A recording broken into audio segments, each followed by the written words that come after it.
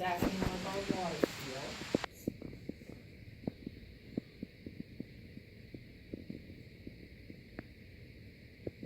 So now our third bottle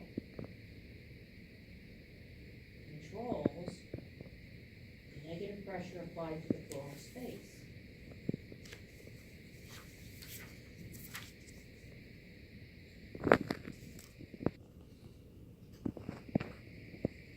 This is our water seal to prevent air from going back into the chest, right? And where we can monitor whether we have bubbles or not going on in here tells us whether we still have a leak or not, right? If there's no bubbles, you either have a blockage in the system or your pneumothorax is fixed. Okay? All right, and then we have our manometer bottle, which controls the pressure to the pleural space. Okay? And this is connect up to the wall suction, which I didn't write on the other ones. So you turn up the pressure on the wall. The amount of pressure that the pleural space is exposed to is the difference between the bottom of this tube and the water level. This is the amount of pressure that the pleural space is exposed to. If this were to get higher, if we filled this water level higher, would we be exposed to more negative pressure? Yeah. Yes. Okay? If it was lower, water level, if the distance between the water level and the end of this tube right here was lower, then you don't have as much pressure. Okay?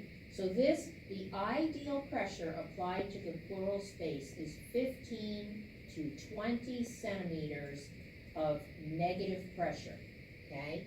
Which is decided by how far this tube is submerged in the water. Now, you could have this up to minus 100, but depending on the depth of the water level between here and the end of the tube, that will actually determine the pressure that the pleural space is exposed to so that it is safe. Everybody good? Okay, so one bottle is, remember we started out with, you have 3 parts to a drainage system. The area where the fluid drains into, the water seal chamber, and the suction chamber. Okay? The drain chamber is for fluid or air to drain into, out of the pleural space. The water seal chamber is like a check valve system, so that when the patient breathes in, they cannot bring air back into their chest because that tube drops below the level of the water seal. If you have a patent pneumothorax, what's it going to tell you? What are you going to see in the water seal chamber? Patent pneumothorax? Patent.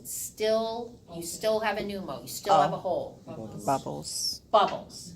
If there's no bubbles and you just see tidal breathing, It's fixed. you're healed. Okay? You're healed.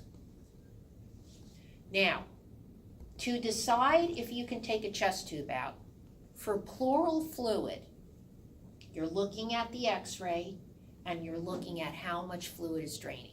So on the x-ray, as the pleural effusion gets smaller and smaller and the drainage slows, you get to a point where you clamp the tube, the suction end of the tube, or turn the suction off.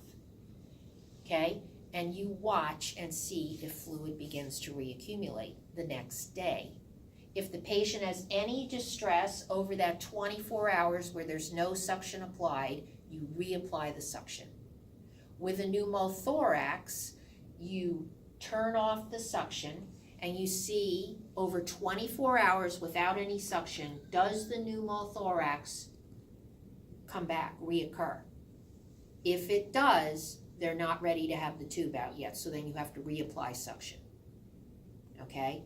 So, for a pleural tube, for pleural effusion or hemothorax, the drainage slows considerably down, and on the x-ray it begins to resolve. But you don't want to pull that tube out until you're sure that you don't have a small bleeder in there, or that you don't have still a small fistula where your pneumothorax redevelops. Okay, so it's 24 hours of no suction with a chest x-ray the next day. Any signs of distress, you don't wait the 24 hours, you reapply the suction. Okay? Okay, so